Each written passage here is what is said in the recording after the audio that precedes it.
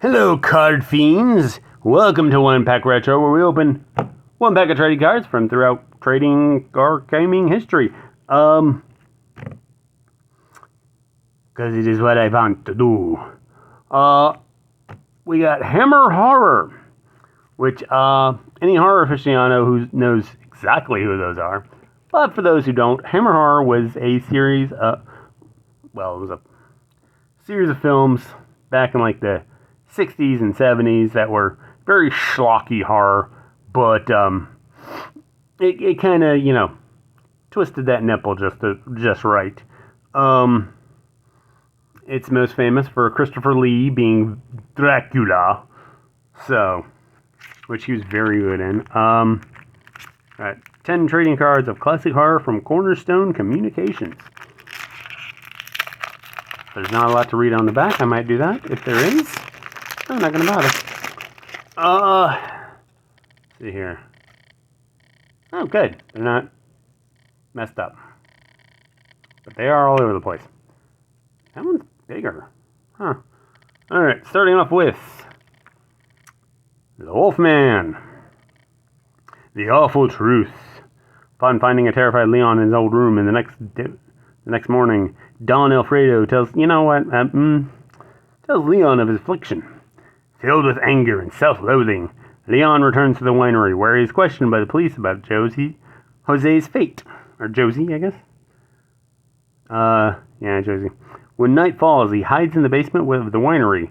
When Christina finds him there, he begs her to leave, but will not tell her why. She sits with him through the night, which passes peacefully. Realizing that her love is his salvation, Leon pleads with Christina to elope with him. She agrees, but before she can finish packing, he is arrested by the police, who have found his torn and bloody clothes from the previous night. Continues on card 26, Escape.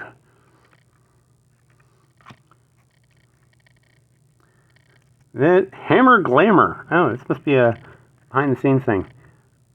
Oh yeah, no, I'm definitely not reading all that. Well, I'll read the first paragraph. No Hammer horror film would be complete without the presence of at least one beautiful young woman, be she heroine or victim. So, I guess that's no. I was gonna say it's not a chase card. Someone taking flight. What the hell? The Mark of the Vampire.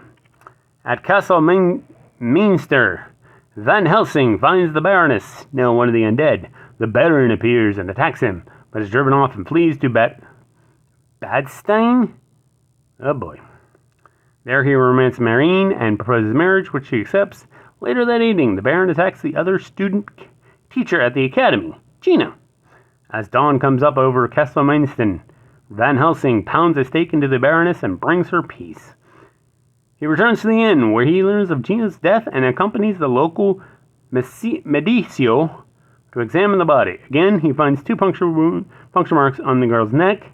When Marine tells him that she is engaged to Baron Meister, he is staggered. Staggered, he tells you.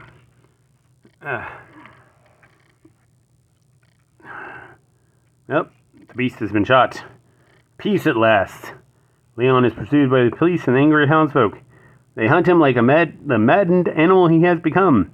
He climbs walls, runs over ledges, clambers over rooftops. Parkour! Parkour!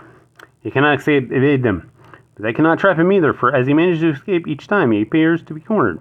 Finally, Leon seeks refuge at the church bell tower, as Don Alfredo, armed with his musket and the silver ball, arrives at the scene. The townspeople have begun ringing the church bells. The deafening noise drives Leon into a frenzy from which there is only one escape. Don Alfredo shoots his son through the heart with a silver musket ball. The Gorgon. Ooh. Oh, yeah, Peter Cushing, too. Very popular back in the day. Booster. Megara, the last of the Gorgons, is discovered living in a castle in Transylvania, of all places. When Professor Meister investigates how long can Dr.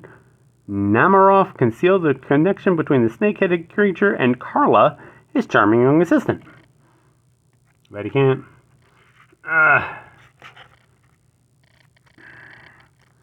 Alright. Oh, oof. Let's see here. Phantom of the Opera? Let's see what we got here. Shadow of the Cross. The horrifying disfigured Baron kicks over the brazier and sets the windmill on fire. Excuse me. Fleeing the flames, Van Helsing and Marine climb to the top floor. Below, they can see Minister staggering about in agony. Van Helsing has an inspiration and leaps on the lower of the four blades of the windmill.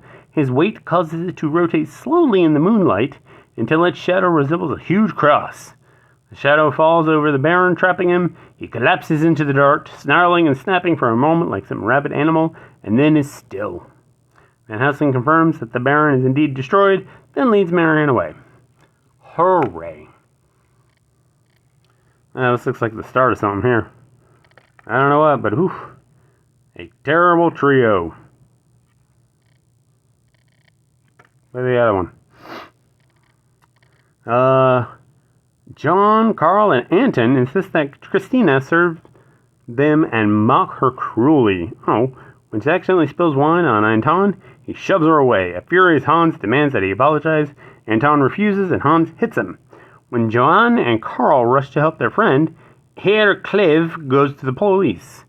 Hans holds his own against three and, in a heat of battle, slashes Anton's face with a knife. Just then, the landlord arrives with the police. When the officers hold Hans, Cleve wrests the knife from him. Hans, still in the blind rage, threatens to kill the landlord. Finally, he calms down enough to be released. Continuing on card 40, the ugliest angel of them all.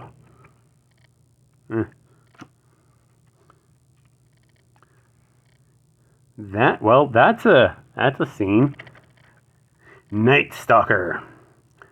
Freda's secret visit to the castle becomes a nightly event, upsetting Marie terribly. When the Brotherhood executes yet another young woman, Anton blames himself for not trying to stop them. He writes to the elders of the church asking them to investigate Will's behavior. In reply, the elders send Will to see if Anton is in league with the devil. He inspects Anton's books, finding volumes of occult lore, and asks the him if he believes in God. Anton answers that he cannot believe in Will's vengeful God. When Will departs with a threat, Anton decides to send Ingrid to the next village for her own safety. After dark, Freda prowls the forest until she finds a victim.